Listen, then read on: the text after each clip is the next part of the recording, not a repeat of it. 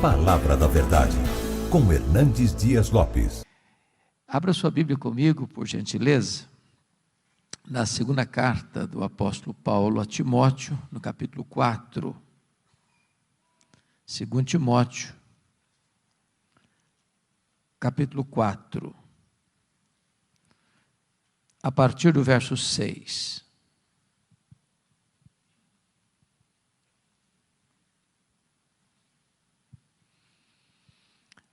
Todos vocês sabem que das 13 cartas que Paulo escreveu, esta é a última carta. E Paulo escreve esta carta da sua segunda prisão em Roma. Ele escreve essa carta na masmorra mamertina, uma prisão insalubre, escura, fétida, de onde as pessoas saíam leprosas ou para o martírio. Paulo escreve essa carta não como um apóstolo, um pregador, mas ele escreve essa carta debaixo de uma pesada acusação de ser um malfeitor, um bandido, um criminoso. Acusado de ser o líder dos incendiários de Roma. Paulo escreve essa carta depois de ter todos os irmãos da Ásia o abandonado, e até Timóteo, seu filho, estar com vergonha dele. Paulo escreve essa carta depois de ser condenado à pena de morte, no corredor da morte, aguardando o dia da sua execução. É com esse sentimento que ele vai relatar para nós suas últimas palavras registradas na Bíblia antes de morrer. Portanto, o texto que vamos ler tem um peso enorme, uma carga emocional profunda. E é com esse sentimento que eu convido você a considerar essa passagem. Paulo escreve assim: quanto a mim, eu já estou sendo oferecido por libação, e o tempo da minha partida é chegado. Combati o bom combate, completei a carreira, guardei a fé. Já agora a coroa da justiça me está guardada, a qual o Senhor reto juiz me dará naquele dia. E não apenas a mim, mas a todos quantos amam a sua vinda. Procura vir ter comigo depressa, porque Demas, tendo amado o presente século, me abandonou e se foi para Tessalônica. Crescente foi para a Galácia, Tito para a Dalmácia. Somente Lucas está comigo. Toma contigo Marcos e traze-o, pois me é útil para o ministério. Quanto a Tíquico, mandei-o até Éfeso. Quando vieres, traz a capa que deixou em Trode, na casa de Carpo, bem como os livros, especialmente os pergaminhos. Alexandre, o latoeiro, causou-me muitos males. O Senhor lhe dará paga, segundo as suas obras. Tu guarda-te também dele, porque resistiu fortemente às nossas palavras. Na minha primeira defesa, ninguém foi a meu favor, antes todos me abandonaram. Que isso não lhe seja posto em conta. Mas o Senhor me assistiu e me revestiu de forças, para que por meu intermédio a pregação fosse plenamente cumprida, e todos os gentios ouvissem, e fui libertado da boca do leão. O Senhor me livrará também de toda obra maligna, e me levará salvo para o seu reino celestial. A Ele glória pelos séculos dos séculos. Amém. Amém. Eu vou pedir permissão a vocês, para só voltar nesse texto, já no final da minha fala. Eu quero nesta noite apresentar a vocês o apóstolo Paulo. Este que foi certamente o maior evangelista, o maior missionário, o maior teólogo, o maior plantador de igrejas da história do cristianismo. Este homem que, dos 27 livros do Novo Testamento, escreveu 13. Este homem que percorreu as províncias do Império Romano, plantando igrejas na província da Galácia, da Macedônia, da Acaia,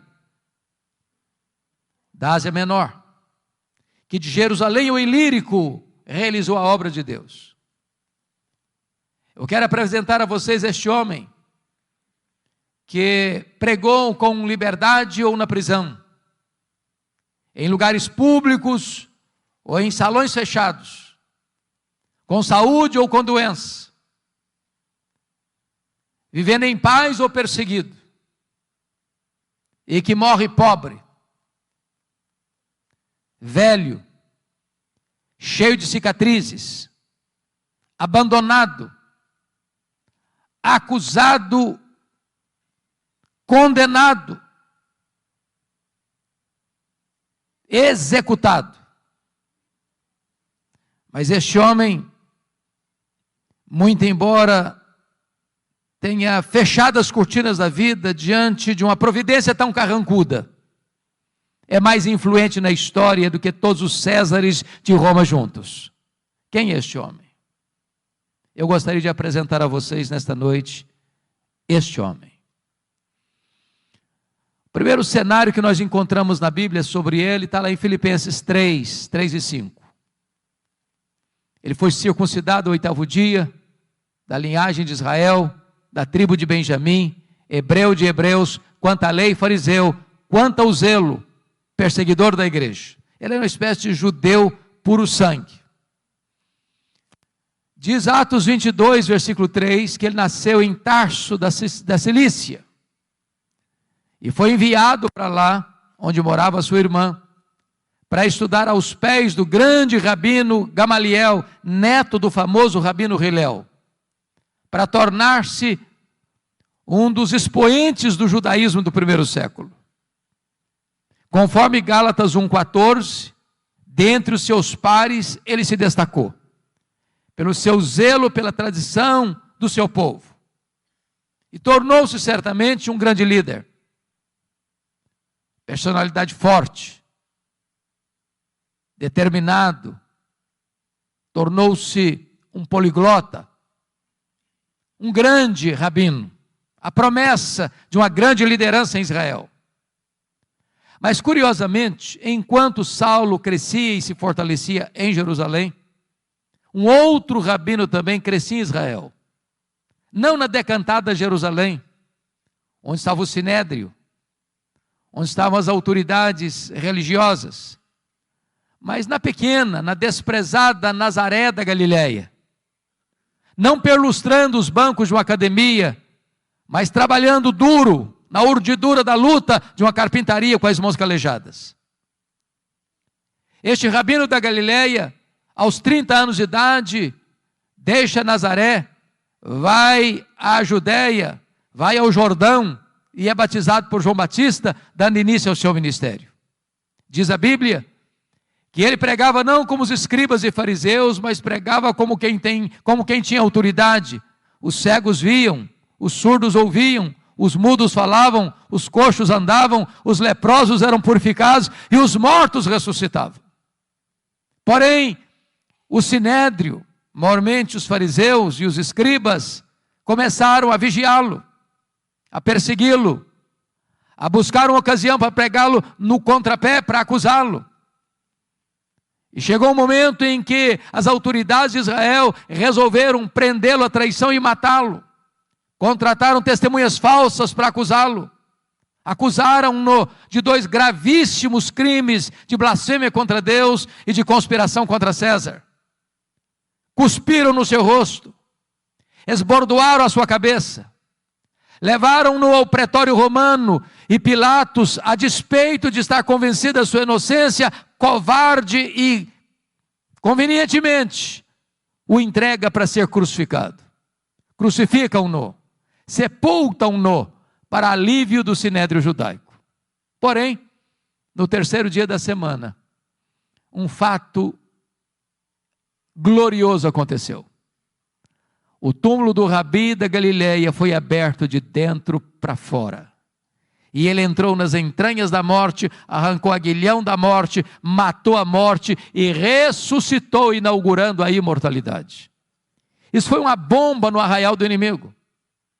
Então contrataram Saulo de Tarso, como braço de ferro do Sinédrio, para perseguir de forma implacável a igreja que estava nascendo.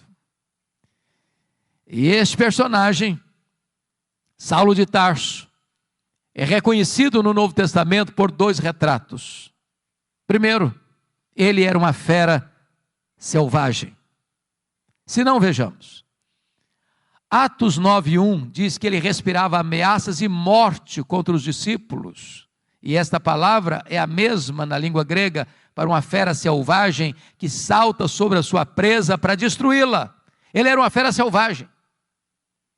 Aliás, diz o texto lá em 1 Timóteo 1,13 que ele era um perseguidor, blasfemo e insolente. 1 Coríntios 15:9 diz que ele se sentiu o menor dos apóstolos porque ele perseguiu a igreja de Deus. Atos 8:3 diz que ele não respeitava domicílio doméstico, ele entrava nas casas e arrastava homens e mulheres para encerrá-los em prisões, e assim ele assolava a igreja de Deus. Gálatas 1,13 diz que ele devastava a igreja de Deus. Mas Atos 9, versículo 21, diz que ele não apenas assolava a igreja de Deus, não só ele devastava a igreja de Deus, mas está escrito lá em Atos 9:21 que ele exterminava aqueles que professavam o nome de Jesus. E vocês bem sabem que exterminar não é prender, exterminar não é bater, exterminar é matar. Saulo era um assassino, Saulo era truculento, Saulo era uma fera selvagem.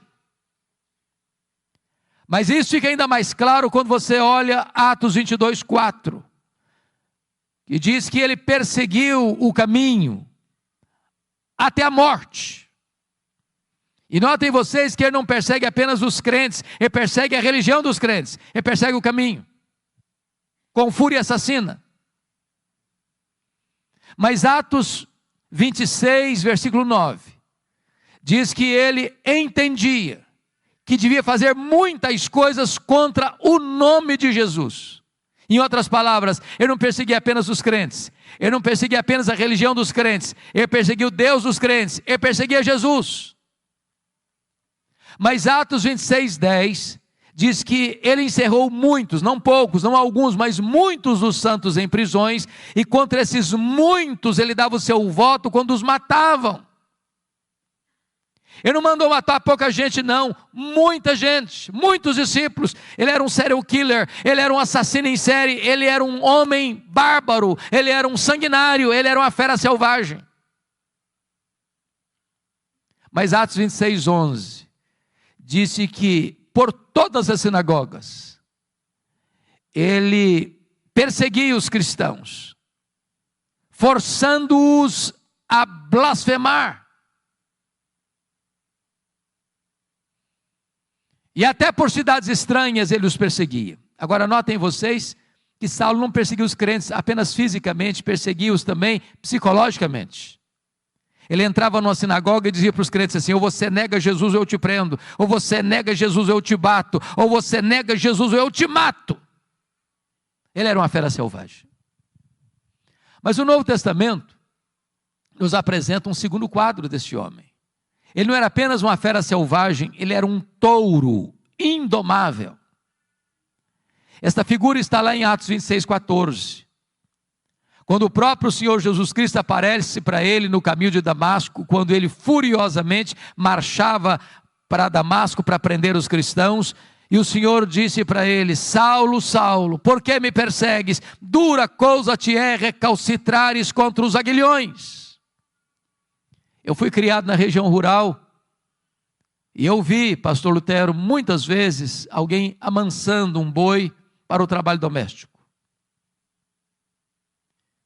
E o principal instrumento para se amansar um boi bravo e torná-lo dócil e útil é o aguilhão. É o aguilhão. Às vezes, meus irmãos, nós temos a ideia de que o Espírito Santo só começou a trabalhar na vida de Saulo ali no caminho de Damasco. Isso não é um fato. Todas as vezes que Saulo entrava numa casa e arrastava homens e mulheres para a cadeia, todas as vezes que Saulo entrava numa sinagoga e forçava os crentes a blasfemarem, e esses crentes, em vez de blasfemarem, estavam dispostos a sofrer e a morrer por causa da sua fé, e Saulo mandava matar essa gente que negava ou que recusava-se a negar a Cristo, era o Espírito Santo ferroando esse touro bravo, era o Espírito Santo picando a consciência deste homem selvagem, mas ele não quer se curvar, ele não quer ser amansado, até o dia que, caminhando ele para Damasco, o domador de touro bravos brada desde as alturas e o joga ao chão, e diz: Saulo, Saulo, por que me persegues? Dura coisa te é recalcitrares contra os aguilhões. O touro bravo está caído, o touro bravo está vencido, o maior perseguidor do cristianismo está convertido. Encerra-se aqui o primeiro capítulo da sua vida, abre-se um novo capítulo na sua história, a preparação de Saulo para o ministério. Diz a Bíblia que ele ficou cego, e ele é levado aqui da estrada de Damasco para a rua direita, na casa de Judas, onde fica 3 dias cego, orando. E então o Senhor aparece a Ananias em uma visão, lá em Damasco, e diz: Ananias, vá à rua direita, na casa de Judas, e impõe as mãos sobre Saulo, ele está orando, para que ele recobre a sua visão. E Ananias responde: mas Senhor, eu tenho ouvido de tanta gente quantos males tem feito este homem aos teus santos em Jerusalém. E o Senhor diz: vai, porque ele é para mim um vaso escolhido. Eu enviarei para longe aos gentios, aos reis, ao seu próprio povo, e eu lhe mostrarei o quanto importa sofrer pelo meu nome. Diz a Escritura que Ananias foi, que Ananias impôs sobre ele as mãos, escamas como que caíram dos seus olhos, ele ficou cheio do Espírito Santo, e ele se levantou, e ele foi batizado. Agora eu peço que você abra sua Bíblia comigo, por favor, em Atos 9:20.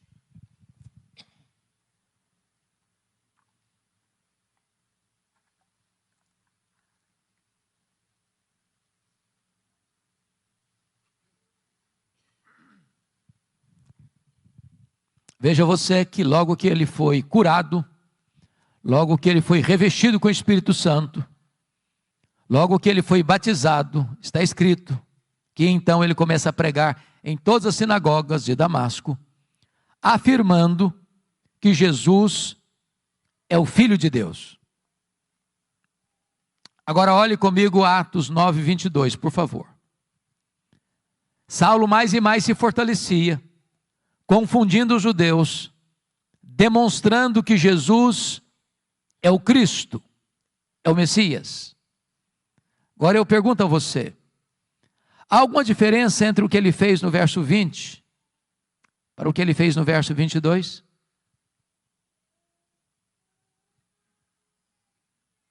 No verso 20 ele afirma que Jesus é o Filho de Deus. No verso 22 ele demonstra que Jesus é o Cristo, o Messias. Há uma profunda diferença. Demonstrar é provar uma tese detalhada, meticulosa e exaustivamente. A pergunta é: quanto tempo durou entre o que ele fez no verso 20 para o que ele fez no verso 22? Atos não responde esta pergunta. Dr. Ray Stedman, de quem falávamos agora há pouco, disse que há um intervalo aqui do verso 20 para o verso 22 de 3 anos. E onde Paulo esteve nesses 3 anos? Diz a Bíblia lá em Gálatas, capítulo 1, a partir do verso 13, que logo que ele foi convertido em Damasco, ele não subiu para Jerusalém onde estavam os apóstolos, mas ele foi para a região da Arábia, e lá ele ficou 3 anos, Após o que ele retorna outra vez para Damasco.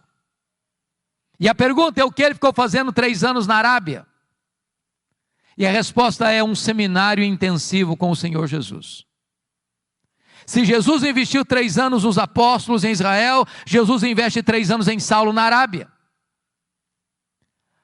As doutrinas que ele aprendeu na Arábia não foram como as doutrinas que ele aprendeu no judaísmo aos pés de um mestre humano, mas foi por revelação do próprio Senhor Jesus.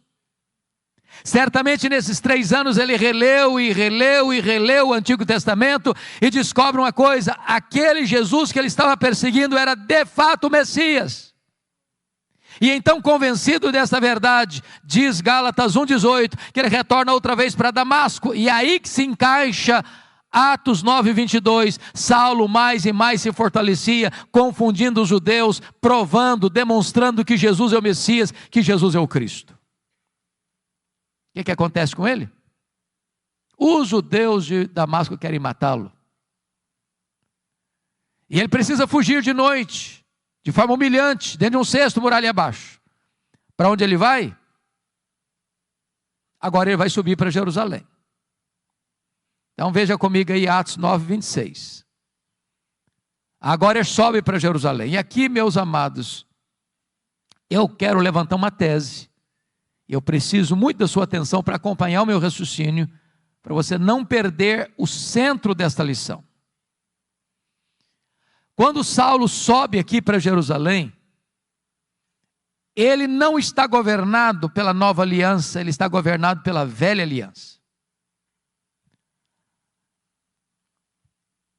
A nova aliança é uma doutrina gloriosa, que o próprio Paulo vai ensinar na sua segunda carta aos Coríntios, a partir do capítulo 2, versículo 14, quando ele diz: graças, porém, a Deus, que em Cristo sempre nos conduz em triunfo, e por meio de nós manifesta a fragrância do seu conhecimento, tanto nos que são salvos como nos que se perdem, para esse cheiro de vida para a vida, para aqueles aroma de aroma para a morte. Mas quem, porém, é suficiente para essas coisas? E a pergunta fica no ar, sem resposta. E a resposta só chega no capítulo 3, versículos 4 e 5, quando ele diz: a nossa suficiência vem de Deus. Quando Moisés desceu do Monte Sinai, com as tábuas da lei, o povo disse para Moisés: tudo que o Senhor falou, nós faremos. E eu pergunto a vocês: fizeram? E a resposta é não. Por que não? Faltou sinceridade do povo? Não, faltou poder. Na velha aliança tudo depende de você, nada de Deus. Na nova aliança tudo depende de Deus, nada de você. A nossa suficiência vem de Deus. Então a tese que eu quero levantar agora é que quando Saulo sobe para Jerusalém, em Atos 9,26, ele não está governado pela nova aliança, mas pela velha aliança. Por quê? Porque ele está convencido de uma coisa. Ele está convencido de que ele será o grande líder da igreja de Jerusalém. E ele tinha motivos para isso? Primeiro, todos os apóstolos de Jesus, exceto Judas Iscariotes, eram galileus. E vocês bem sabem que aqui na Judéia, os galileus eram tidos como gente de segunda classe. Tanto é fato que quando o Espírito Santo foi derramado, lá em Atos 2, o derramamento do Espírito produziu na multidão 3 reações. Primeiro, ceticismo. O que quer isso dizer? Segundo, preconceito. São galileus. Terceiro, zombaria. Estão bêbados. Saulo deve ter pensado assim: esses galileus aqui na Judéia, aqui em Jerusalém, não vão conseguir nada não.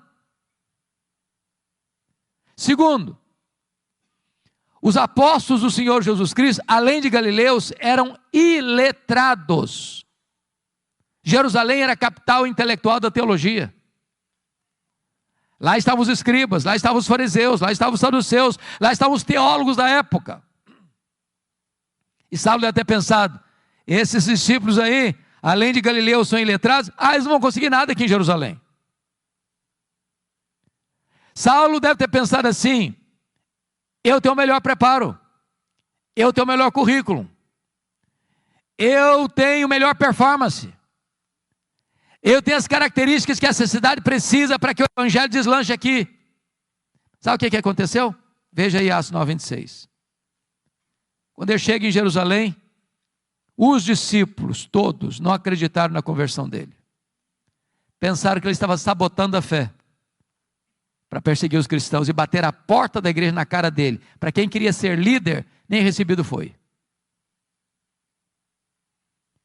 Aí Atos 9:27 diz que Barnabé o acolhe, que Barnabé o apresenta aos apóstolos, e que agora ele é acolhido na igreja, e agora ele tem desenvoltura na igreja, agora ele discute com os helenistas, os judeus nascidos fora de Israel, e de repente os helenistas tomam a decisão: nós vamos matar Paulo.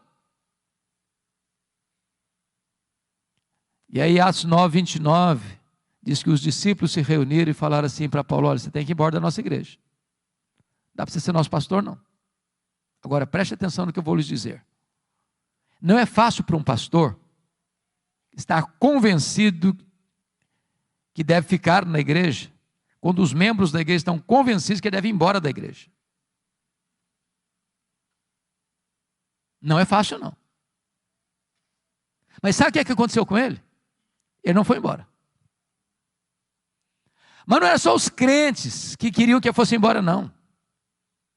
Atos 22, versículo 17, diz que ele estava no templo orando, quando o Senhor aparece para ele numa visão e diz: vai embora de Jerusalém, porque eles não vão te ouvir.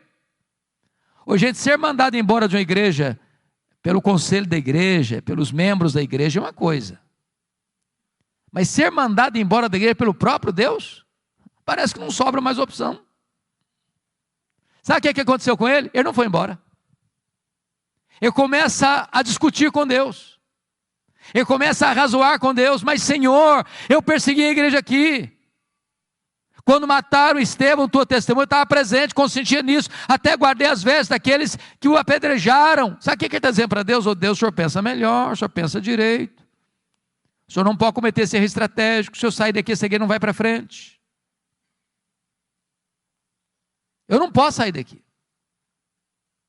Sabe o que aconteceu? Deus não mudou. Foi Saulo quem teve que mudar e mudar-se. Deus diz: vai!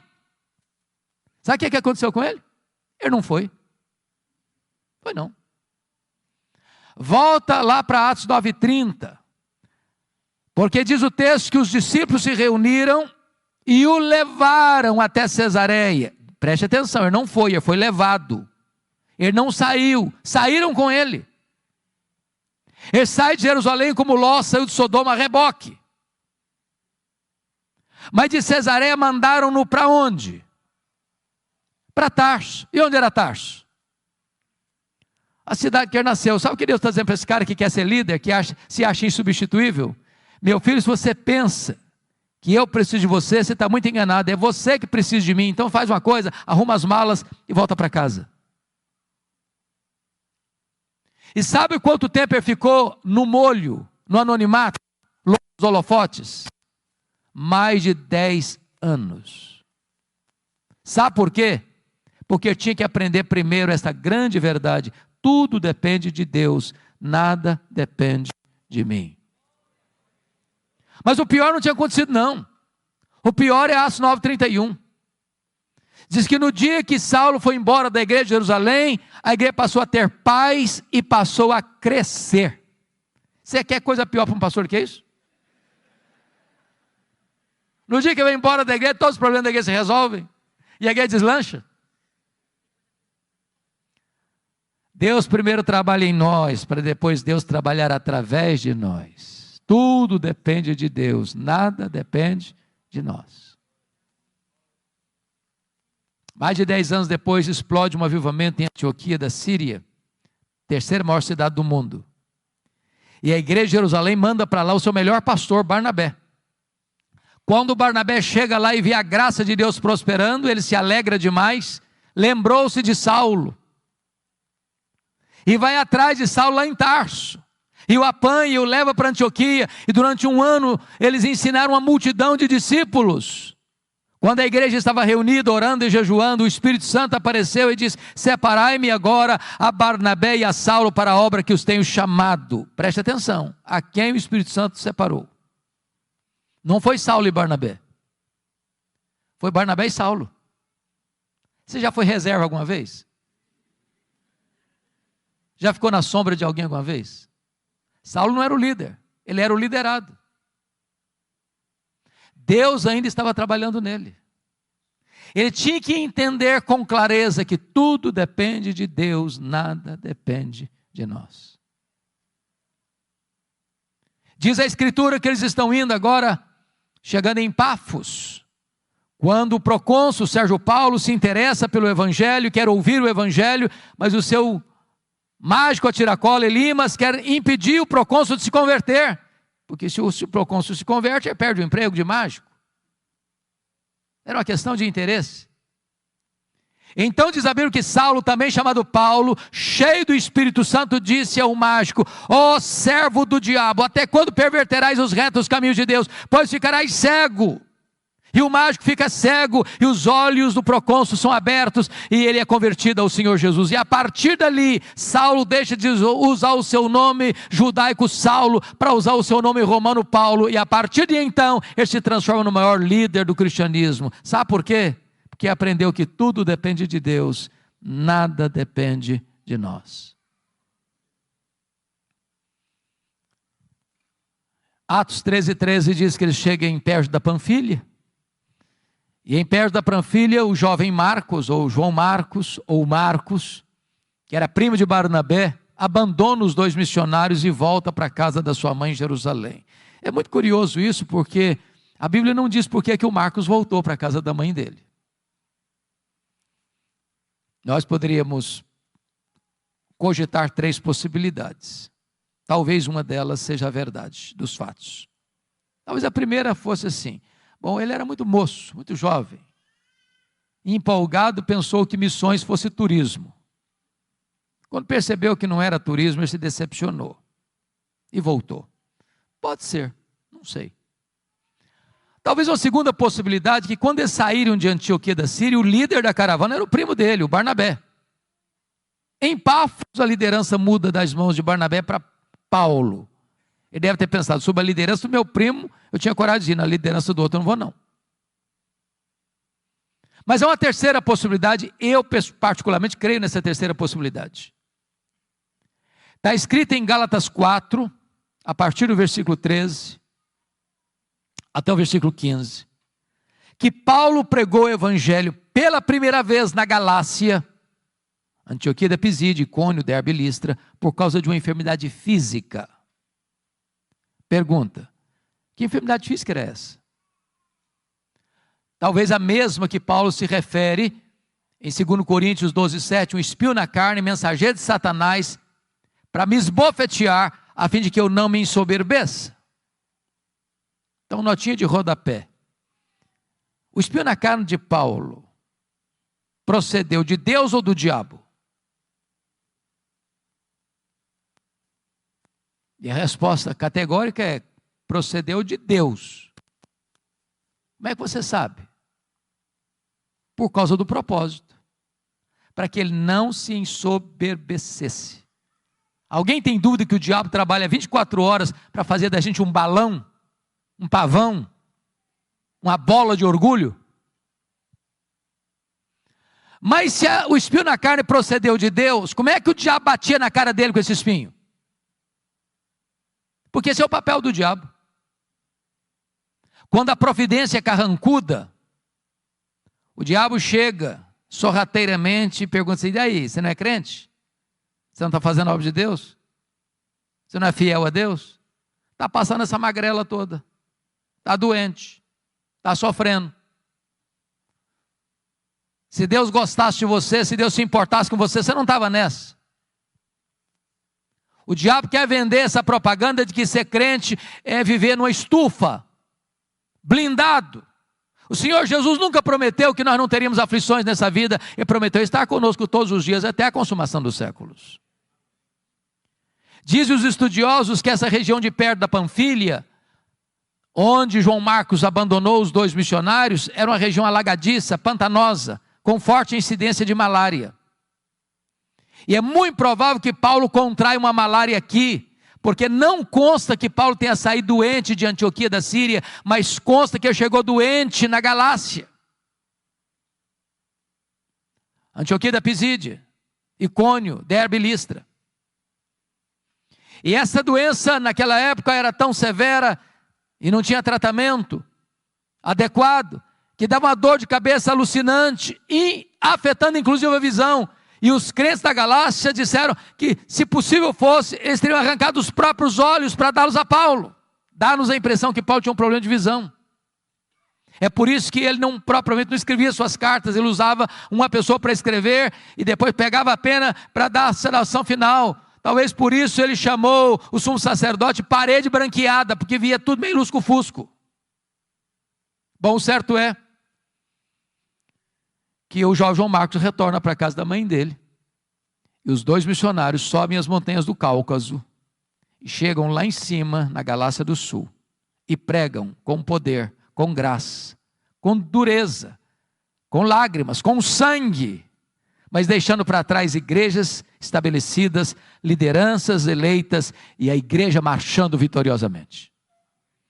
Agora eles retornam para a igreja base, a igreja de Antioquia da Síria, e observe comigo que está escrito aí em Atos 14, 26 e 27. Reunida a igreja, relataram quantas coisas fizera Deus, e como Deus abriu a porta do evangelho para os gentios. Preste atenção nisso. Há espaço para testemunho na igreja,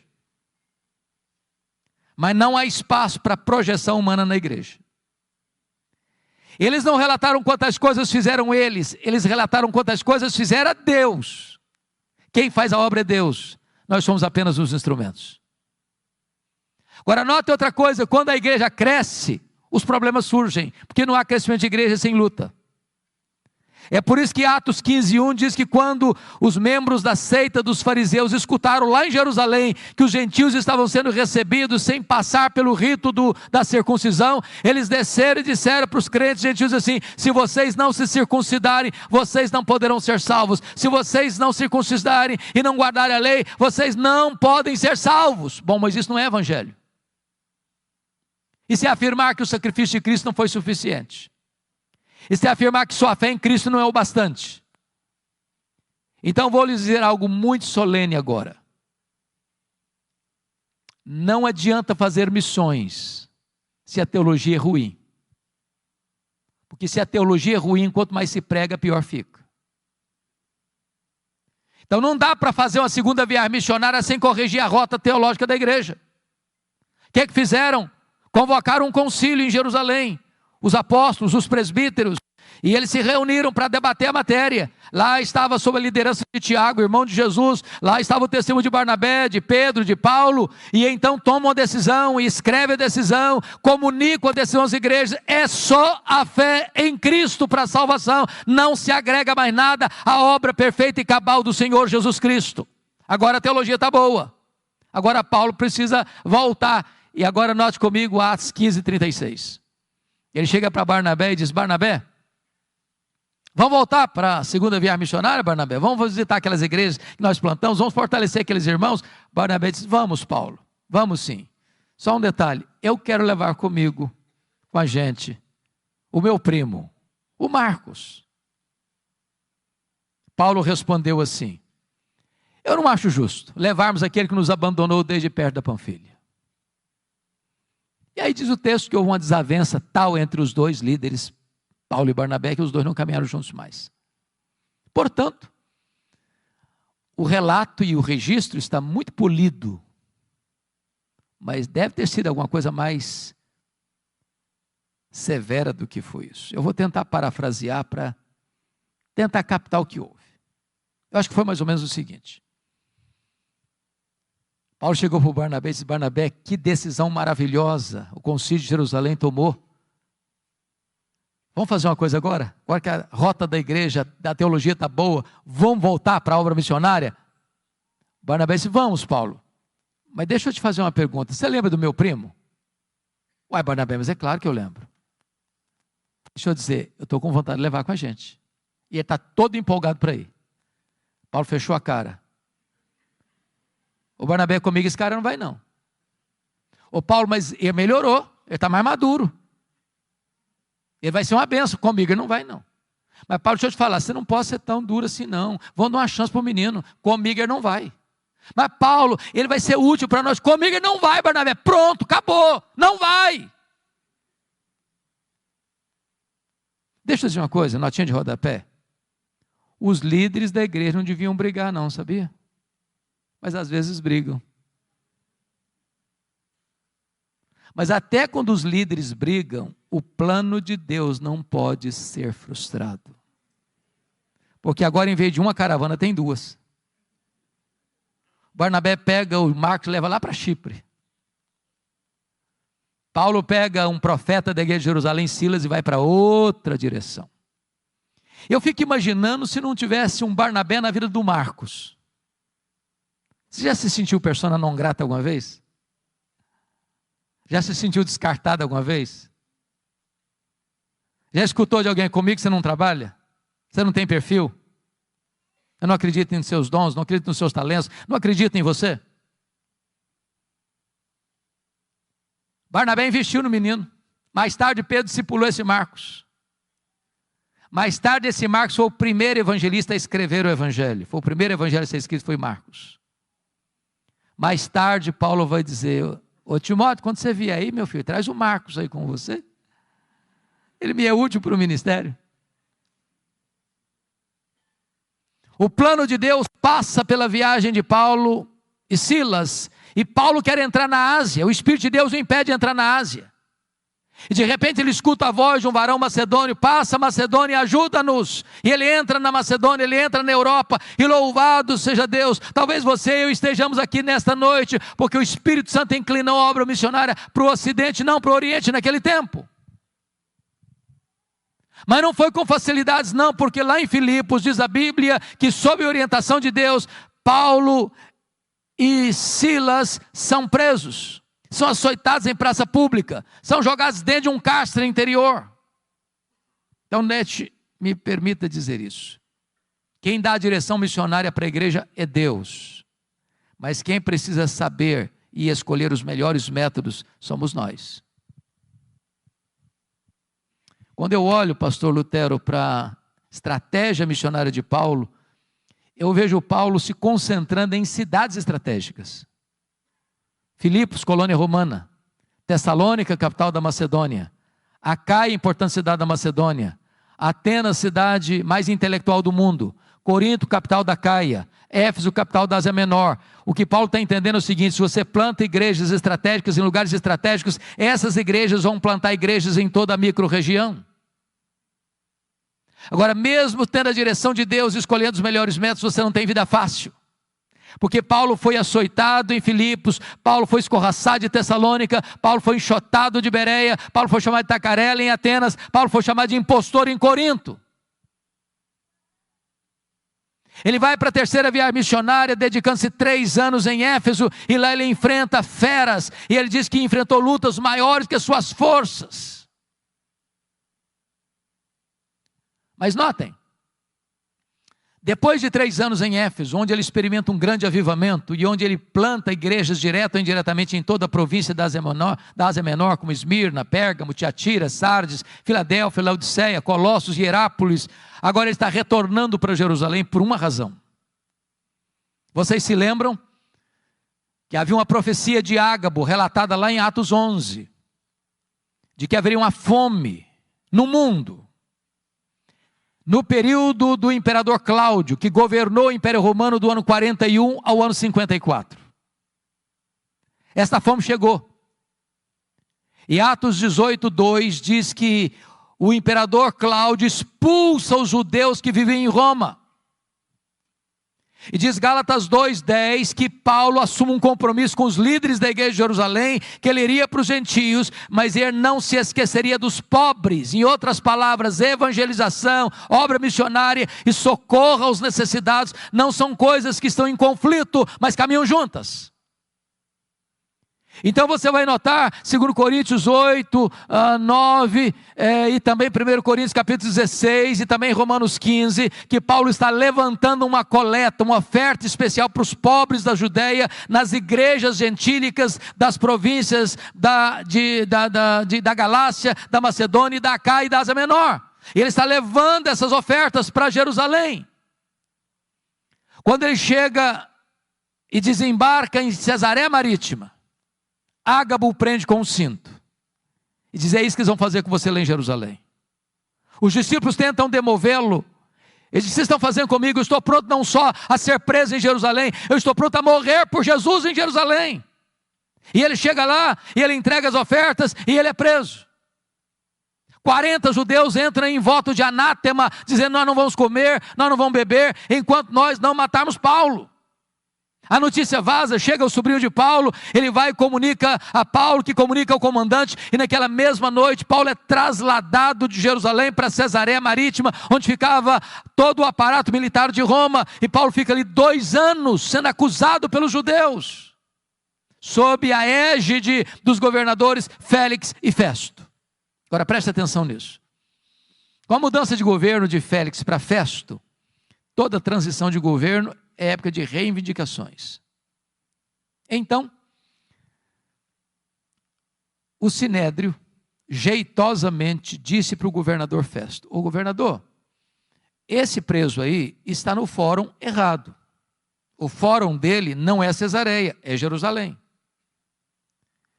Então, quem deve julgar esse homem não é o governador, não é uma questão política, não interessa a Roma isso, é uma questão puramente religiosa. Nós somos o fórum adequado, legítimo, onde ele deve ser julgado, mas queriam matar Paulo na estrada.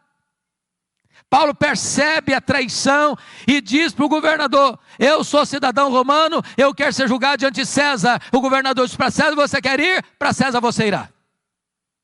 Mas antes, Atos 23:11, diz que o próprio Senhor apareceu para Paulo em Jerusalém e disse: coragem, Paulo, assim como você deu testemunho aqui em Jerusalém, eu quero que você dê testemunho também em Roma. Paulo quer ir para Roma, Deus o quer em Roma, mas quando ele parte para ir para Roma, ele enfrenta um naufrágio. Você pode entender isso? Tinha 276 pessoas dentro daquele navio. O pânico, o medo tomou conta de todo mundo. 14 dias sem saber se era dia ou noite. Ninguém conseguia comer, era um pânico todo, a morte mostrava a carranca para eles. Quando tudo parecia perdido, um anjo de Deus apareceu para Paulo dentro do navio e disse: coragem, Paulo, ninguém vai morrer, eu entreguei toda essa gente na sua mão, mas é necessário que vocês vão andar numa ilha. E aí eles começam a orar. A oração mais óbvia que eu vejo na Bíblia, eu não encontro nenhuma oração mais óbvia do que essa. Sabe por que eles oraram? Para o dia amanhecer. Você já orou para o dia amanhecer? Porque o dia amanhece se você orar. E se você não orar, ele amanhece do mesmo jeito. Mas por que eles oraram para o dia amanhecer? É que tem hora que a escuridão da alma é tão densa, que você diz: meu Deus, eu não aguento mais. Ou o dia amanhece, ou eu pereço. Quando o dia amanheceu, eles avistaram a ilha de Malta. O navio se arrebenta todo, mas ninguém perece, todos se salvam. Os malteses, que eram bárbaros, não falavam o grego, prepararam uma grande fogueira para aquecê-los. E diz a Bíblia que dos 276 que estavam dentro do navio, o único que quis manter a chama acesa foi Paulo. Foi catar uns gravetos para jogar na fogueira. Quando ele pega aquele punhado de gravetos e joga na fogueira, do fogo brota uma víbora que prende na mão do Paulo. E os bárbaros gritaram: é um assassino, tenta se livrar do mar, a justiça não deixa viver, vai cair, vai inchar, vai morrer. Não caiu, não inchou, não morreu, mudaram de opinião, é um Deus. Não, agora não é nem um assassino e nem um Deus, é um servo do Deus vivo. Meus irmãos, aquela cobra tinha 276 outras opções para morder.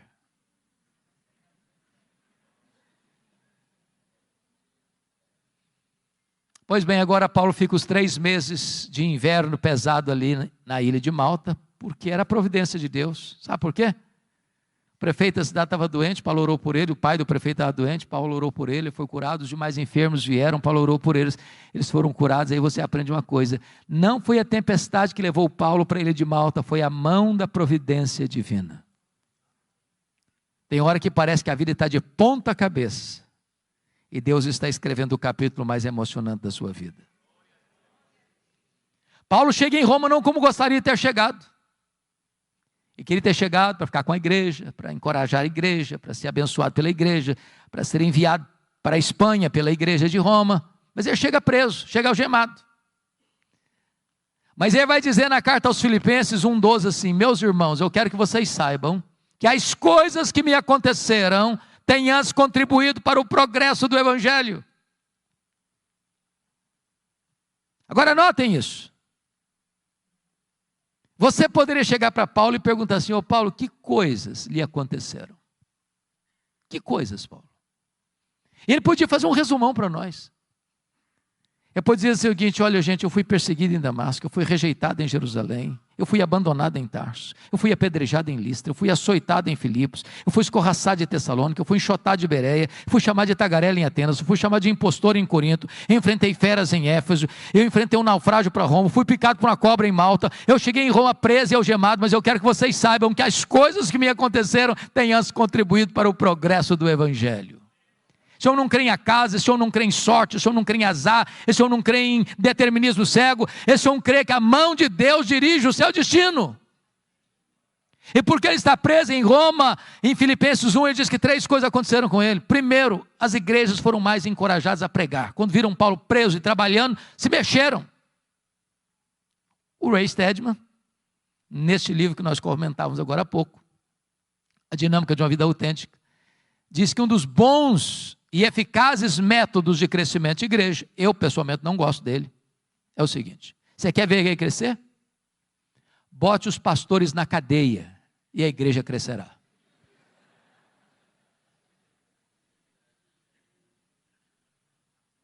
Segundo, porque Paulo estava preso, dizer que toda a guarda pretoriana tomou conhecimento das suas cadeias em Cristo. E a pergunta é: o que era a guarda pretoriana? Era a guarda de elite do imperador. Era os soldados da mais alta patente do império. Eram 16 mil soldados de escol. Paulo, por ser um prisioneiro de César, tinha que ter um soldado algemado com ele, 3 turnos por dia, em rodízio durante 2 anos. E o que Paulo fez? Evangelho neles, evangelho neles, evangelho neles, evangelho neles. O cara não podia nem sair porque estava algemado com ele. Durante 2 anos, deu oportunidade para Paulo evangelizar toda a guarda pretoriana. Eu chamo isso de conspiração divina. Nero não sabia disso, mas Deus o havia constituído em presidente das missões estrangeiras do império, que botou lá dentro do palácio o maior evangelista daquela época, e diante dele seu auditório. Por isso, quando ele termina essa carta aos Filipenses, capítulo 4, verso 22, ele diz: os santos vos saúdam, especialmente os da casa de César. Terceiro, porque Paulo estava preso, ele não podia visitar as igrejas, como era seu costume. O que ele fez? Começou a escrever cartas, as cartas da primeira prisão. Filipenses, Efésios, Filipenses, Colossenses, Filemon. Se Paulo estivesse solto, provavelmente nós não teríamos essas joias na nossa Bíblia. Então entenda uma coisa: quando as coisas parecem estar fora de controle na sua vida, Deus está no controle e está escrevendo o capítulo mais importante da sua vida. Dessa primeira prisão, Paulo orou para sair, pediu oração para sair, e de fato saiu. Eu acho que ele fez a 4ª viagem missionária. Deixou Tito em Creta, deixou Timóteo em Éfeso, passou por Nicópolis, muito provavelmente foi à Espanha, como era seu desejo. Mas um fato acontece nesse interregno. No dia 17 de julho do ano 64, a cidade de Roma, a maior cidade do mundo, mais populosa, mais rica, mais poderosa, a cidade eterna, a capital do império, é incendiada. 7 noites e 6 dias de incêndio. Quando o incêndio acabou, o imperador assistia o espetáculo horrendo da torre de Mecenas, vestido de ator, tangendo a sua lira. Ele encontra um bom álibi para botar a culpa do incêndio de Roma nos crentes. Porque dos 14 bairros de Roma, 10 foram devastados. Mas os 4 que sobraram eram densamente povoados por judeus e cristãos. Ele põe a culpa do incêndio de Roma nos cristãos. Começa um verdadeiro massacre. Faltou madeira para fazer cruz, tamanha quantidade de crentes crucificados. Quando não tinha mais madeira para fazer cruz, os crentes eram cobertos de piche, amarrados nos postes e queimados vivos para iluminar as noites de Roma. Paulo, a essas alturas, já era o maior líder do cristianismo. Começam a caçá-lo, até que botam a mão nele. talvez em Trode, na casa de Carpo. Não deu prazo de pegar seus livros, seus pergaminhos, sua capa surrada. E agora ele é jogado na masmorra mamertina, um lugar úmido, frio, insalubre, de onde as pessoas saiam leprosas ou para o martírio. Pois é de dentro dessa masmorra que ele escreveu o 2 Timóteo. E agora eu peço que você abra lá no texto lido, para nós encerrarmos. A pergunta é, como é que esse homem se sente? Maior teólogo, maior pastor, maior evangelista, maior plantador de igrejas,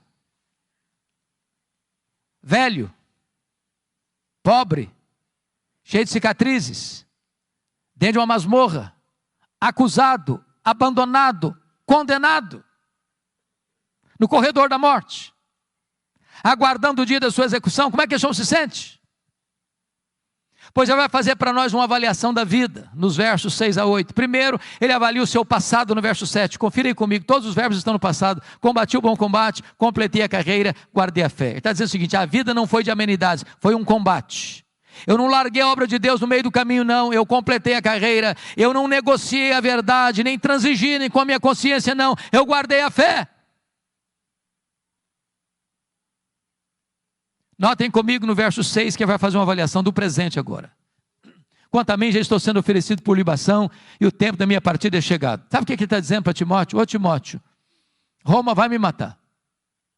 Mas deixa eu dizer, Timóteo, não é Roma que vai me matar, não. Eu vou me entregar. E eu não vou me entregar para Roma, não, Timóteo. Eu vou me entregar para Deus, como uma oferta de libação ao Senhor. E tem mais, Timóteo, eu não vou morrer, não. Eu vou partir. Porque a palavra partida aí é um eufemismo para a morte. E essa palavra partida no grego tem 3 significados. Primeiro, essa palavra significava tirar o peso das costas de alguém. Sabe o que é morrer para um crente? Apocalipse 14, 13 diz o seguinte, que é descansar das suas fadigas. Segundo, a palavra partida significa desatar um bote de um tronco e atravessar para o outro lado do rio. Sabe o que é morrer para um crente? É fazer a última viagem da vida rumo à pátria celestial. Terceiro, a palavra partida no grego significa afrouxar as estacas de uma barraca, levantar acampamento e ir para sua casa permanente. Sabe o que é morrer para um crente? É mudar de endereço e ir para a casa do Pai. Paulo não está com medo de morrer, porque sabe em quem tem crido e está pronto indo. Mas agora Paulo vai fazer uma avaliação do seu futuro no verso 8, confira comigo.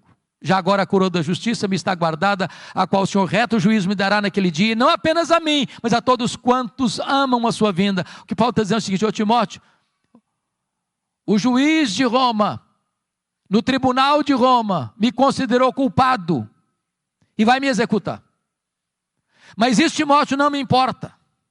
O que me importa de fato é que o reto juiz, diante de quem todos vão ter que comparecer, já me justificou. Eu não tenho mais nenhum crime, nenhum pecado, Timóteo. A minha dívida está paga, eu estou livre, eu estou inculpável diante do tribunal de Deus, porque foi declarado justo por causa da justiça de Cristo imputada a mim. Então, Timóteo, eu não estou indo, Timóteo, para a espada de Roma degolar minha cabeça. Eu estou indo, na verdade, é receber a coroa da justiça do reto juiz. Louvado seja o Senhor. Mas, irmãos, esse homem não é um super-homem. Esse homem não é um super-crente. Esse homem é um homem, como você e eu. E antes de morrer, ele abre o coração e compartilha conosco os últimos sentimentos da sua alma, as lutas que viveu no corredor da morte. E a primeira coisa que ele vai dizer para nós, está no versículo 9, é lidar com o drama da solidão. Procura vir ter comigo depressa. Versículo 21, venha meu filho antes do inverno. Este homem que investiu a vida em gente, no final da vida, não tem alguém para lhe dar um abraço. Segundo, ele vai compartilhar conosco a dor do abandono no versículo 10. Demas, tendo amado o presente século, me abandonou. Aquele que fez a obra de Deus com tanto zelo, com tanto vigor, que investiu a vida na vida de tanta gente, agora está vivendo o drama de ser abandonado na velhice, na hora que mais precisa de ajuda. Terceiro, e compartilhe conosco o drama das privações. Versículo 13 e 14. E tem privação emocional, precisa de gente. Gente precisa de Deus, mas gente precisa de gente. Privação mental. Está precisando de ler. Traz os meus livros. Traz os pergaminhos, as cópias da Bíblia. Me impressiona, Paulo, porque está morrendo, mas quer ler mais. Tem gente que passa a vida inteira sem ler nada. Mas em terceiro lugar, ele estava enfrentando privações físicas. Você sabe que gente velha sente mais frio do que gente nova. Roma, no inverno, chega a temperaturas abaixo de zero. Lá dentro da masmorra é tão frio ou mais frio que aqui fora. O homem que foi o maior bandeirante da fé, está fechando as cortinas da vida, não tem uma capa surrada para usar, para aquecer o seu corpo. Isso, meus irmãos, é um alerta para nós, que às vezes tendo casa para morar, tendo cama para dormir, tendo roupa quente para vestir, tendo comida farta sobre a mesa, ainda está murmurando. Paulo, no final da sua vida, talvez lida com o maior de todos os dramas. É o drama da ingratidão. Versículo 16 diz: na minha primeira defesa, ninguém foi a meu favor, mas todos me abandonaram. Mas louvado seja Deus, pelo versículo 17, onde você encontra uma conjunção adversativa, mas o Senhor me assistiu, me revestiu de forças, para que por meu intermédio a pregação fosse plenamente cumprida e todos os gentios ouvissem, e fui libertado da boca do leão. O Senhor me livrará de toda obra maligna, me levará salvo para o seu reino celestial. Louvado seja Deus. Você pode perder o apoio da terra, mas jamais perder o apoio do céu. Você pode ser abandonado pelos homens, mas jamais será abandonado por Deus. Quis a providência divina, irmãos, que o final da história deste homem não estivesse registrada nas Escrituras. Mas eu vejo esse dia. Eu imagino esse dia. Eu imagino essa cena. De um dia o carcereiro, o carrasco, sem alma, sem piedade, endurecido, recebendo em sua mesa, talvez um pedaço de couro, contendo o nome de um prisioneiro que deveria ser executado naquele dia. E eu imagino esse homem se levantando da sua cadeira, com passadas largas e pesadas, com um molho de chaves numa mão, uma tocha de fogo na outra. E eu vejo esse homem entrando e abrindo aquela pesada porta de ferro. Eu vejo esse homem entrando com aquela tocha de fogo e gritando: prisioneiro Paulo, prisioneiro Paulo, prisioneiro Paulo. E lá no fundo o velho responde: sou eu estou aqui. Ele é acorrentado, ele é retirado da masmorra, é levado para o local da execução. E por ser certamente o prisioneiro mais conhecido e mais famoso de Roma, porque era o grande bandeirante da fé de todo o império, o carrasco lhe pergunte: você quer dizer algumas palavras antes de morrer? Talvez esperando que ele fosse expor a sua mágoa, sua revolta, sua dor, por ter sido acusado, maltratado, abandonado, reduzido à calamidade. Eu imagino Paulo respondendo assim: eu tenho alguma coisa para dizer. E talvez Paulo pudesse recordar do que escreveu para Timóteo. Nesta hora ele levanta os olhos aos céus e diz a ele: ao Senhor Jesus, glória pelos séculos dos séculos. Amém. Botou a cabeça no cepo, a espada de Roma tosou-lhe a cabeça para um lado, corpo para o outro, tombou na terra como um mártir, mas foi recebido no céu como um príncipe. É este homem que diz hoje para você e para mim: sede meus imitadores, como eu sou de Cristo. Que Deus nos ajude. Amém.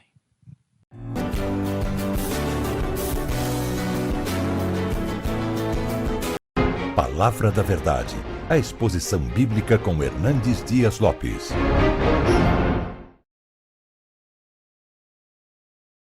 Eu quero compartilhar com vocês hoje o texto que está em Marcos capítulo 4. Marcos capítulo 4, versos 35 a 41. Peço que você abra sua Bíblia comigo e, ao ler o texto, mantenha sua Bíblia aberta para você acompanhar comigo esta exposição. O texto diz o seguinte: naquele dia, sendo já tarde, disse Jesus aos seus discípulos: passemos para outra margem. E eles, despedindo a multidão, o levaram assim como estava no barco, e outros barcos o seguiam. Ora, levantou-se grande temporal de vento, e as ondas se arremessavam contra o barco, de modo que o mesmo já estava a encher-se de água. E Jesus estava na popa, dormindo sobre o travesseiro. Todos o despertaram e lhe disseram: Mestre, não te importa que pereçamos? E ele, despertando, repreendeu o vento e disse ao mar: acalma-te, emudece. E o vento se aquietou e fez-se grande bonança. Então lhes disse: por que sois assim tímidos? Como é que não tendes fé? E eles, possuídos de grande temor, diziam uns aos outros: quem é este, que até o vento e o mar lhe obedecem? Amém.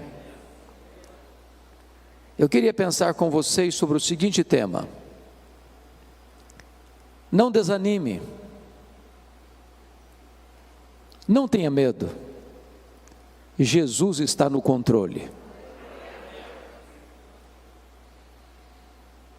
À guisa de introdução, quero falar 4 fatos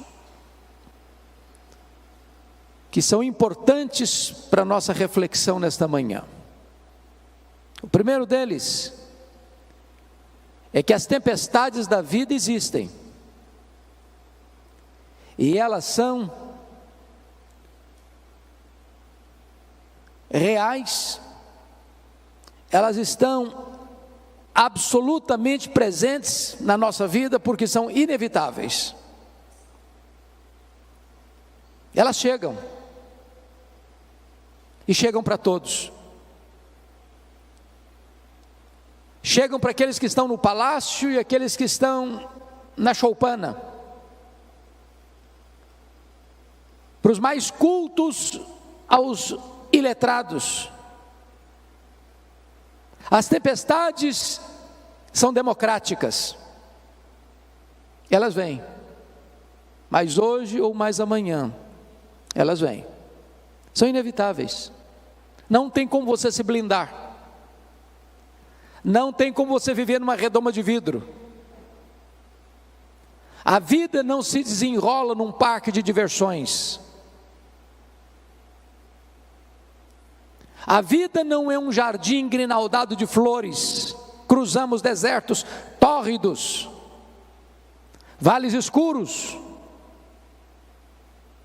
enfrentamos lutas, lágrimas rolam pelo nosso rosto, a dor aperta o nosso coração.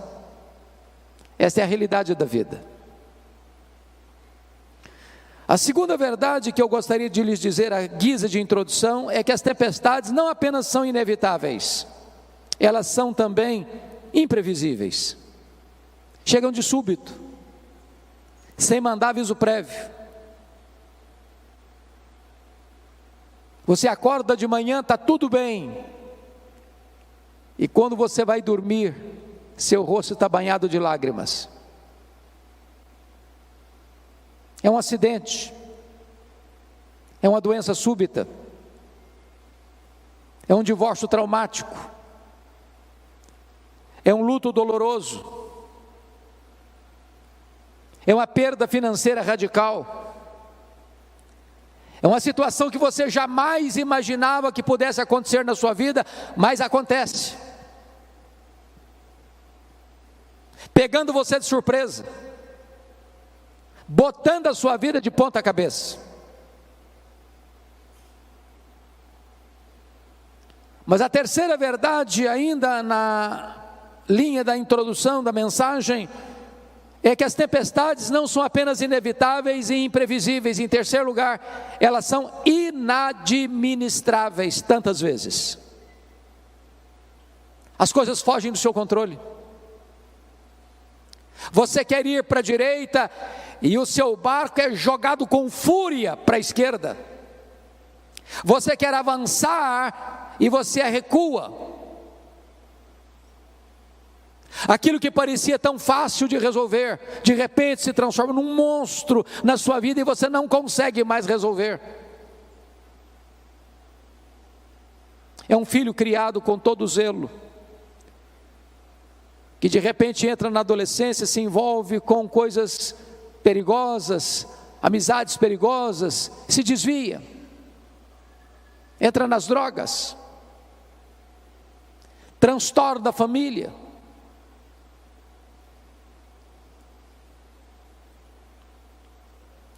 Mas eu quero concluir dizendo que, em último lugar, quarto e último lugar, as tempestades da vida são também pedagógicas. Louvado seja Deus, pedagógicas. Sabe o que significa isso?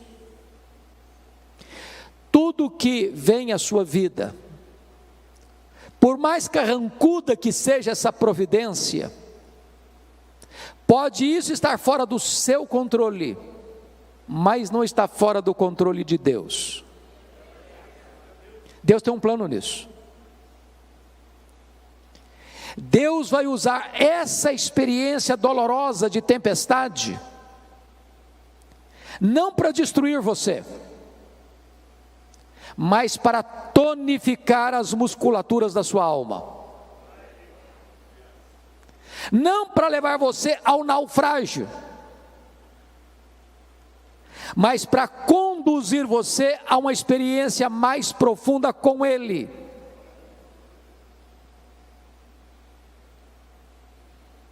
Quando Deus nos permite passar por uma situação adversa, difícil, amarga, Ele quer nos dar lições mais profundas, que de outra sorte nós não conseguiríamos aprender.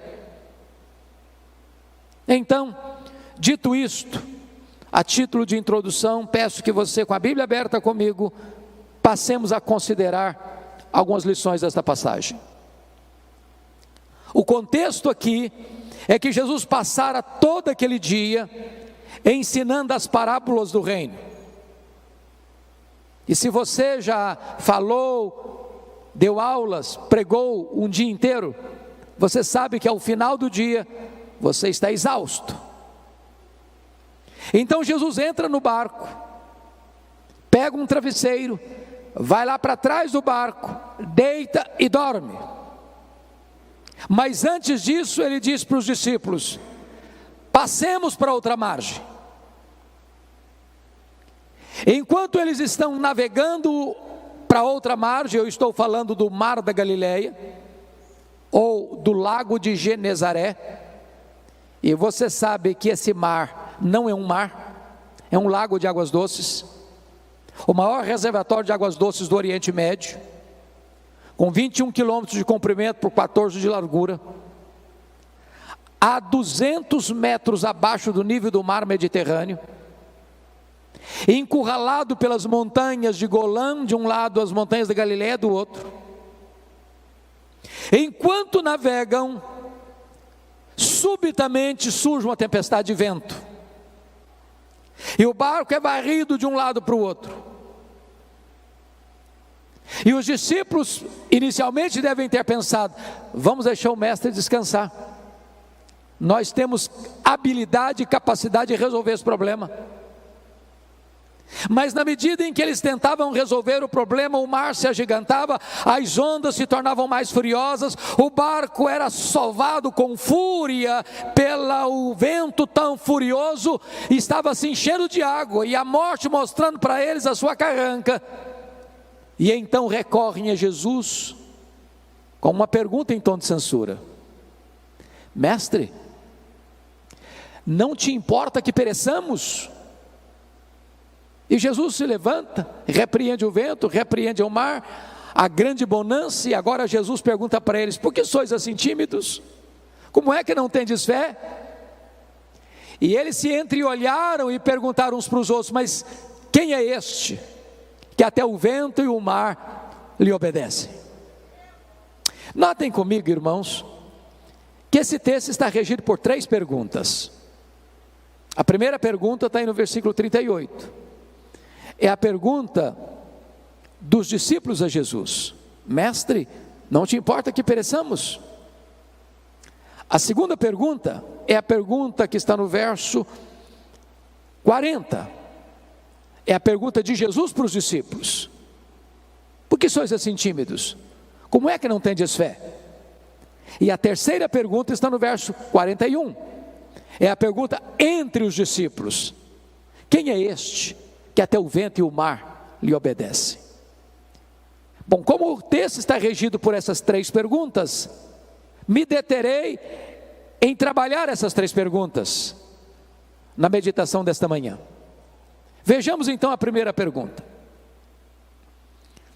Esta é a sua pergunta, esta é a minha pergunta, esta é a nossa pergunta: mestre, não te importa que pereçamos? É a pergunta da angústia, é a pergunta da vulnerabilidade humana,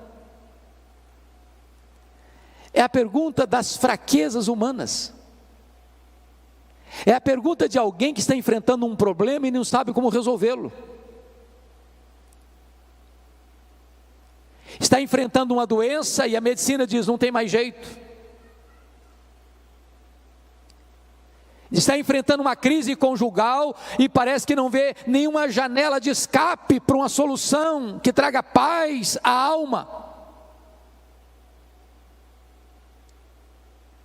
A grande pergunta, meus amados, é por que esses discípulos estão fazendo essa pergunta com esse tom de censura a Jesus? Mestre, não te importa que pereçamos? Não estás vendo a nossa dor? Não estás vendo o nosso aperto? Não estás percebendo o nosso perigo? Não vais fazer nada. Mas por que eles estão fazendo essa pergunta? Porque alguma coisa não estava bem resolvida na mente deles. Primeiro lugar, eles não estavam conseguindo conciliar a obediência à ordem de Jesus: passemos para outra margem, com a tempestade que estavam enfrentando. Não é muito difícil nem para você nem para mim entendermos a tempestade que Deus mandou atrás de Jonas. Jonas tinha desobedecido a Deus, e no imaginário nosso comum a gente pensa assim: quando um crente se afasta de Deus, Deus manda uma tempestade atrás dele, e manda mesmo, não para destruí-lo, mas para fazê-lo voltar ao caminho da obediência. Agora, como é que eu vou entender que eu estou fazendo a vontade de Deus, eu estou andando com Deus, eu estou obedecendo a uma ordem expressa de Jesus, e a tempestade vem? E a tempestade chega, e o vento contrário começa a me ameaçar. Na cabeça deles, isso não estava bem resolvido, porque a nossa expectativa é essa: se eu estou andando com Deus, vai dar tudo certo, nenhum imprevisto vai acontecer. Mas havia um segundo problema que levou esses discípulos a perguntarem a Jesus, nesse tom de censura: mestre, não te importa que pereçamos? Qual era o segundo problema? Era a urgência da necessidade deles com a demora de Jesus em atendê-los. Por quê? O que Jesus estava fazendo no barco? Estava dormindo. Quem está dormindo não está agindo. E parece-nos que um dos dramas que nós enfrentamos na vida é que quando a coisa pega, quando o calo aperta, quando a dor lateja em nossa alma, quando as lágrimas quentes rolam em nossos olhos, quando a noite parece escura demais, você grita por socorro e só escuta o eco da sua voz. Deixa eu lhes dizer, tem hora, eu vou voltar, filho, pode ficar tranquilo. Tem hora que a demora de Deus nos aflige mais do que o próprio problema. Eu vou ilustrar. Vocês se lembram da Marta, quando seu irmão Lázaro ficou doente? Jesus estava a um dia de viagem de Betânia, e Marta manda um recado para Jesus assim: está enfermo aquele a quem amas. A casa dela estava cheia de gente. Talvez as pessoas questionando: ô Marta, será que Jesus vem? Eu falei: ele vem, claro, ele é nosso amigo. E eu, Lázaro, piorando, e Jesus não chega. Aí a pessoa gastou um dia para ir de Betânia, onde Jesus estava. Ao dar o recado, Jesus disse para os seus discípulos assim: o Lázaro morreu. Mas manda um recado para Marta: esta enfermidade não é para a morte, é para a glória de Deus.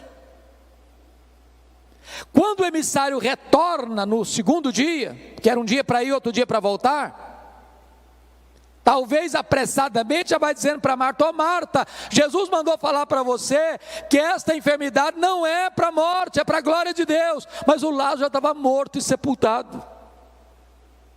Olha o nó na cabeça da Marta. Diz a Bíblia que Jesus fica mais 2 dias onde estava. Se o homem gastou um dia para ir, mais 2 dias que fica, 3 dias. No 4º dia é que Jesus vai. Quando Jesus chega lá, o Lázaro está morto e sepultado há 4 dias. E a primeira palavra que Marta falou para Jesus não foi a saudação Shalom, foi uma palavra de censura: se tu estiveras aqui, meu irmão não teria morrido, o senhor chegou tarde demais, agora não adianta mais. E Jesus: Marta, teu irmão há de ressurgir. Ela diz: eu sei que vai ressurgir no último dia. E Jesus: Marta, eu não fui, eu não serei, eu sou a ressurreição e a vida. Se você crer, Marta, você verá a glória de Deus. Talvez você, meu amado, que está aqui hoje, minha irmã, você está aguardando um milagre de Deus na sua vida, uma resposta às suas orações há anos. Mas o que eu posso dizer para você é que Deus nunca chegou atrasado. Quando Ele parece chegar atrasado, é porque Ele está preparando algo maior e melhor para a sua vida. Mas sabe por que esses discípulos estão angustiados? Tinha uma terceira razão. Primeiro, que eles não conseguiram conciliar a ordem com o problema. Segundo, eles não conseguiam conciliar a urgência da necessidade com a demora. E a terceira razão, eles não conseguiam conciliar a angústia avassaladora com o silêncio de Jesus. Porque se ele está dormindo, ele não só não está trabalhando, mas também não está falando. E eu vou lhes dizer que o silêncio de Deus grita mais alto nos nossos ouvidos do que o ruído mais barulhento das circunstâncias mais adversas.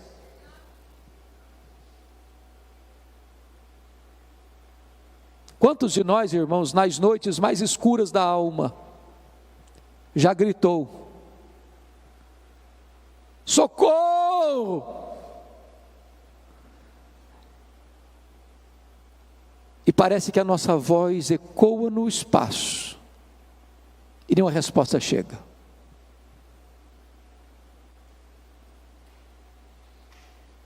Mas quando Deus está em silêncio, Ele não está inativo. Ele não perdeu o controle. Ele está trabalhando e trabalhando por nós e não contra nós.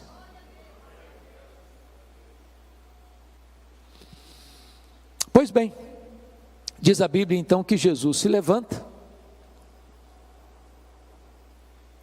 repreende o vento, repreende o mar, e é uma grande bonança. Me impressiona, entretanto, observar que numa segunda ocasião, quando houve uma tempestade, aí Jesus não estava dentro do barco. Vocês se lembram disso, está registrado em Mateus 14. Lá naquela segunda ocasião, Jesus mudou a metodologia. Aqui, primeiro ele acalma o mar e o vento, para depois acalmar os discípulos. Lá na segunda ocasião, primeiro ele acalmou os discípulos, para depois acalmar o mar, dizendo assim para eles: tende bom ânimo, sou eu, não tenham medo. Só então ele acalmou o mar. A pergunta é: por que ele mudou de metodologia? Por uma razão muito simples. O Senhor Jesus sabe que tem hora que a tempestade mais terrível na nossa vida não está do lado de fora, está do lado de dentro. Tem hora que o seu maior problema não é a circunstância, é o sentimento. E Ele, como aquele que nos conhece, sabe quando é que primeiro tem que atender a solução do problema, e em segundo lugar, quando ele tem que atender a solução do problemático. Ele é poderoso nesta manhã para acalmar tanta tempestade que está dentro da sua alma, como a tempestade que está fora de você.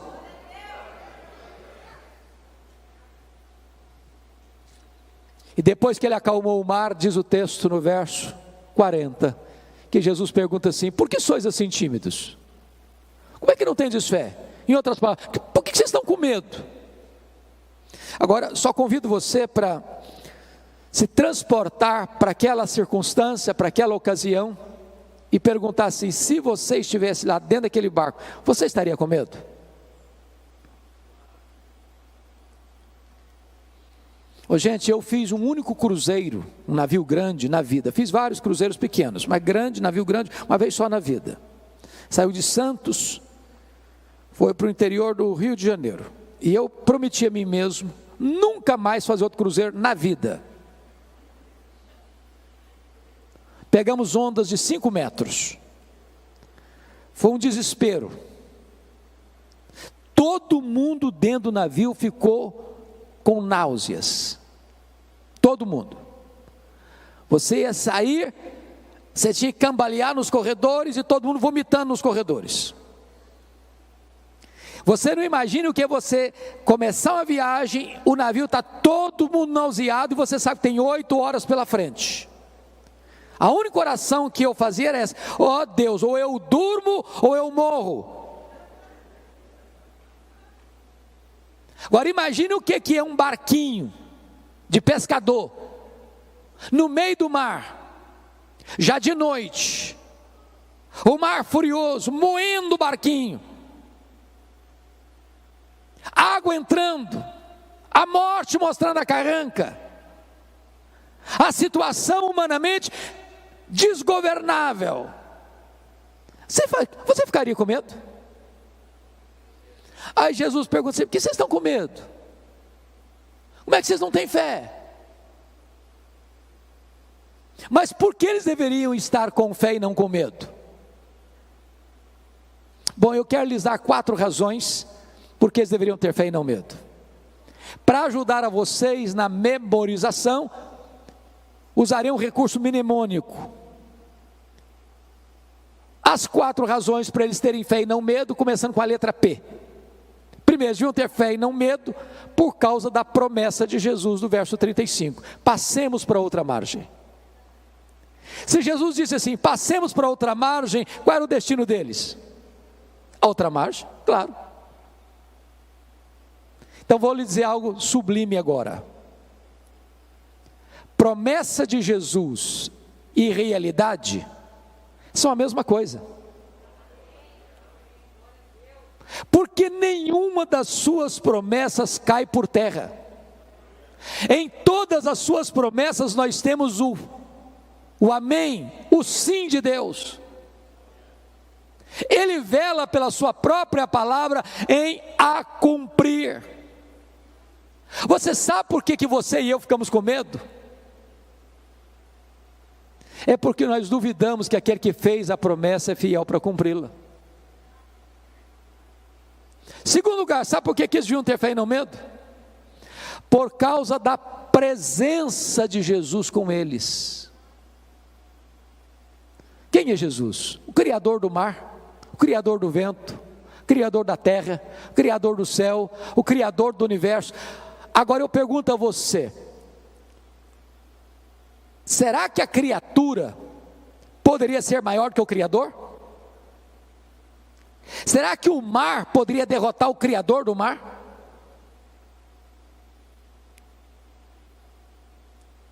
Aquele que criou todas as coisas estava dentro daquele barco. Aquele barco não podia afundar com o Criador do universo, o Filho de Deus. E Jesus prometeu para você e para mim o seguinte: eis que eu estou convosco todos os dias até a consumação dos séculos. Nós não vencemos porque somos fortes, nós vencemos porque o Todo-Poderoso está conosco. Terceiro lugar, sabe por que deviam ter fé e não medo? Primeiro, por causa da promessa. Segundo, por causa da presença. Terceiro, por causa da paz de Jesus. Eu pergunto a vocês, o que Jesus estava fazendo dentro daquele barco? Dormindo. Agora, tem uma pergunta importante a fazer. Ele sabia que a tempestade viria? É óbvio que sim, claro. E se sabia, por que dormiu? Porque sabia que tudo estava sob controle. O que é paz? Paz não é ausência de tempestade. Paz é você saber que apesar da tempestade, tudo está sob controle. Não sob o seu controle, sob o controle de Jesus. Você pode ter paz no vale. Você pode ter paz na tempestade. Mesmo que as rédeas tenham saído das suas mãos, Deus continua com as mãos no leme da sua história. Quarto lugar, por que eles deviam ter fé e não medo? Primeiro, por causa da promessa. Segundo, por causa da presença. Terceiro, por causa da paz. Quarto, por causa do poder de Jesus. É maravilhoso você notar em Marcos que, propositadamente, Marcos reúne ao redor desta passagem 4 episódios que retratam o poder de Jesus. Primeiro nesta, onde ele tem poder sobre as leis da natureza, o vento escuta a sua voz, o mar obedece ao seu comando. Mas notem comigo que em seguida, capítulo 5, ele desembarca do outro lado, na região leste do lago, na região das montanhas de Golã, em território pagão, no território de Gadara, num despenhadeiro, dentro de um cemitério, de noite, quando entre os sepulcros tem um homem gritando, ferindo-se com pedras, louco, furioso, que ninguém podia prendê-lo com algemas.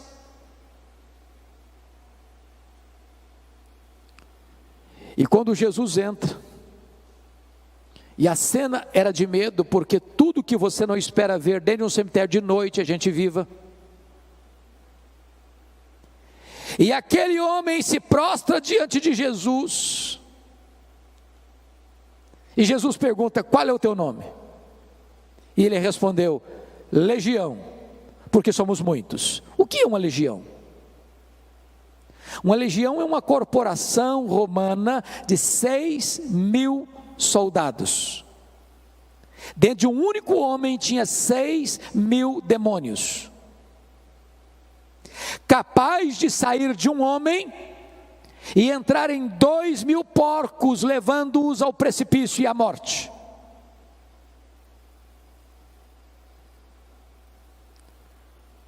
Mas Jesus liberta aquele homem, Jesus transforma aquele homem, Jesus faz daquele homem um missionário, para provar uma coisa para nós: ele tem poder sobre as leis da natureza e ele tem poder sobre os demônios. Me impressiona, pastor Amarildo, nesse texto,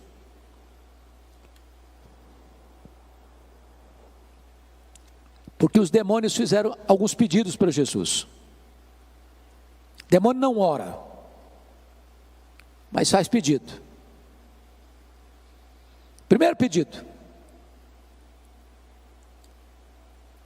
não nos atormentes antes do tempo. Segundo pedido: não nos mandes para fora do país. Terceiro pedido: mande-nos para essas manadas de porcos. E Jesus atendeu as 3 petições dos demônios. Mas agora que o homem está curado, liberto, ele faz um pedido para Jesus: deixa-me ir contigo. E Jesus não atendeu o pedido do homem salvo e liberto.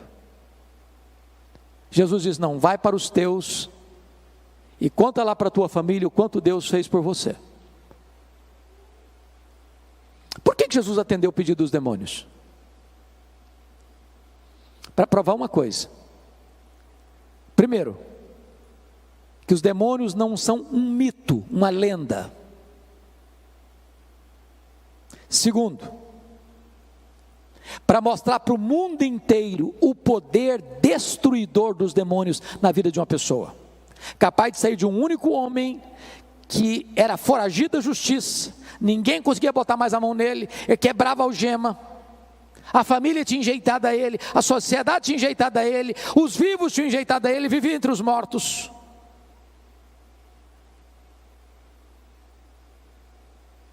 Para mostrar para o mundo que os demônios vêm para roubar, para matar e para destruir. Terceiro, por que Jesus atendeu o pedido dos demônios? Para provar para o mundo inteiro os valores da sociedade mundana. Porque os gadarenos, ao chegarem e verem aquele homem liberto por causa dos porcos, expulsaram Jesus dali. É uma sociedade que ama mais os porcos do que pessoas. Quarto, sabe por que Jesus atendeu o pedido dos demônios? Para provar para o mundo inteiro que quem manda é Jesus. Os demônios ficam se Jesus permitir, os demônios saem se Jesus mandar. Quem domina e tem poder sobre os demônios é Jesus. Quem tem as chaves da morte e do inferno é Jesus.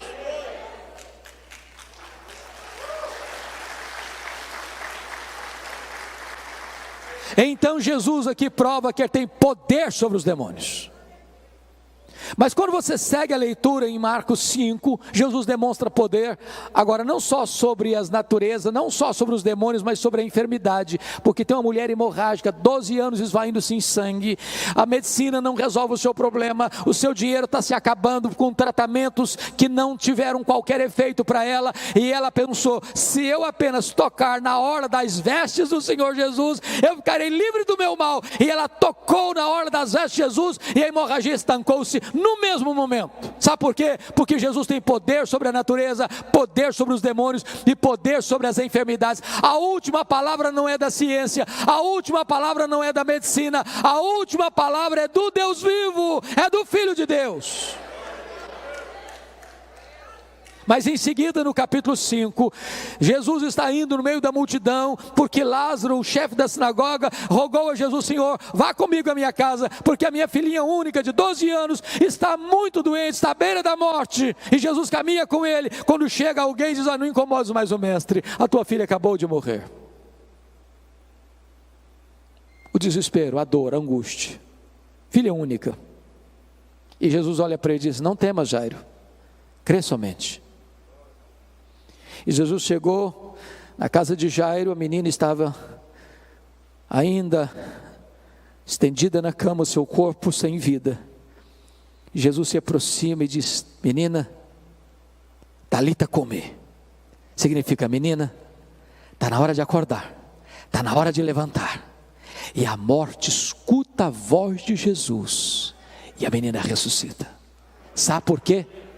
Porque Jesus tem poder sobre a natureza, tem poder sobre os demônios, tem poder sobre a enfermidade, tem poder sobre a morte. Ele é a ressurreição e a vida. Ele entrou nas entranhas da morte, ele matou a morte, ele ganhou vitória sobre a morte, e ele se levantou com um corpo de glória. E ele promete para você que, se você crer nele, você nunca morrerá eternamente, porque você e eu também teremos um corpo de glória semelhante ao corpo da glória do Senhor Jesus Cristo. E você pode olhar como Paulo para a morte e dizer: onde está a morte, a tua vitória? Onde está a morte, o teu aguilhão? Tragada foi a morte pela vitória. O nosso Senhor tem poder sobre a morte.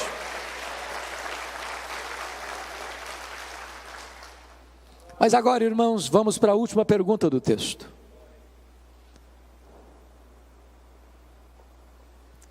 Eu fico imaginando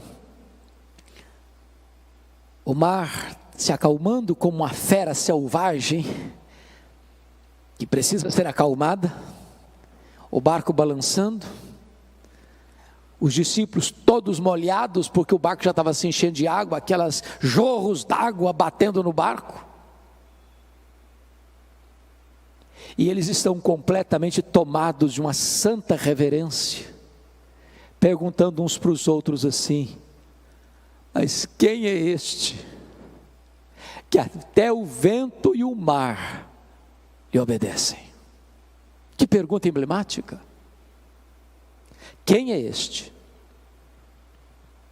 E nós poderíamos responder essa pergunta hoje dizendo o seguinte: este é aquele que, junto com o Pai e com o Espírito Santo, lá nos refolhos da eternidade, antes da criação do universo, no conselho da Trindade, traçaram um plano perfeito para a sua, para a minha, para a nossa vida.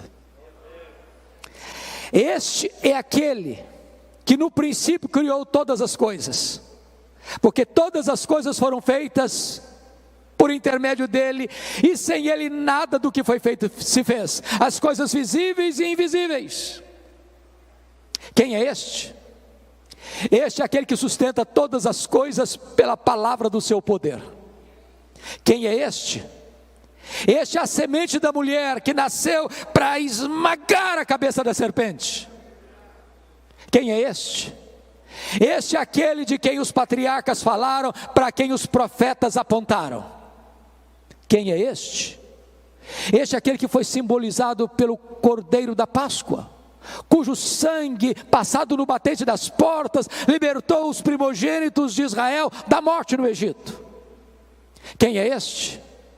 Este é aquele que foi simbolizado pelo tabernáculo, este é aquele que foi simbolizado pela arca da aliança, este é aquele que foi simbolizado por aquilo que estava dentro da arca, as tábuas da lei, o vaso com maná, a vara seca de Arão que floresceu. Este é aquele que foi simbolizado pela tampa da arca, o propiciatório, onde a glória de Deus se manifestava. Quem é este? Este é aquele que foi simbolizado pelas festas de Israel, pelos sacrifícios do templo, pelo sábado. Tudo era a sombra dele, ele é a realidade. Quem é este? Este é o maravilhoso conselheiro, Deus forte, o Pai da eternidade, o príncipe da paz. Quem é este? Este é o sol da justiça, a brilhante estrela da manhã. Quem é este? Este é o Messias prometido, este é o Filho de Deus, que na plenitude dos tempos nasceu de mulher, nasceu sob a lei, para ser o nosso Redentor. Quem é este? Este é o Verbo eterno, pessoal, divino, autoexistente, Criador, que se fez carne e habitou entre nós, cheio de graça e de verdade, e vimos a sua glória, glória como do unigênito do Pai.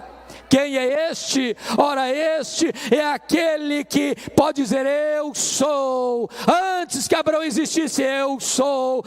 Este é o pão da vida, este é a luz do mundo, este é a porta das ovelhas, este é o bom pastor, este é a ressurreição e a vida, este é o caminho e a verdade e a vida, e ninguém vem ao Pai senão por ele. Este é a videira verdadeira. Quem é este? Este é o cabeça da igreja, este é o fundamento da igreja, este é o dono da igreja, este é o edificador da igreja, este é o protetor da igreja. Quem é este?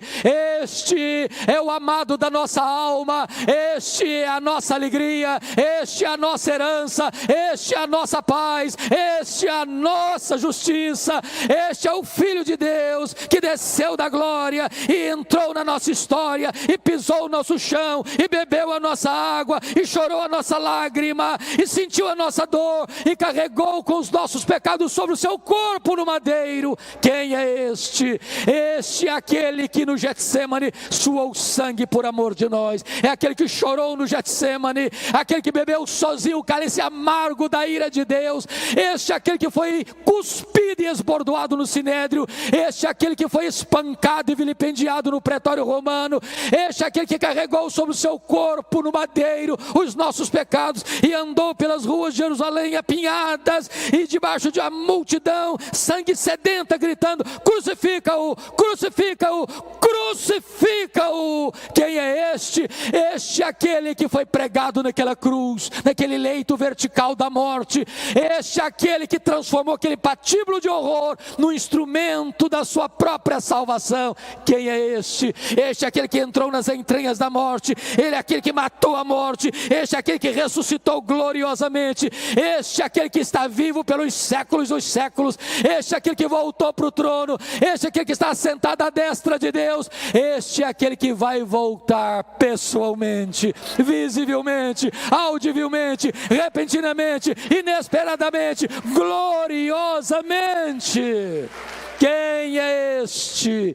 Este é aquele que vai se assentar no trono e vai julgar as nações. Este é aquele em quem você e eu vamos reinar para sempre e sempre e sempre, onde não vai ter mais dor, onde não vai ter mais lágrima, onde não vai ter mais luto, onde não vai ter mais tristeza, onde não vai ter mais pecado, e nós estaremos com ele e para sempre, para sempre, para sempre, para sempre, reinando com ele, desfrutando da glória dele, contemplando a ele, usufruindo a glória dele.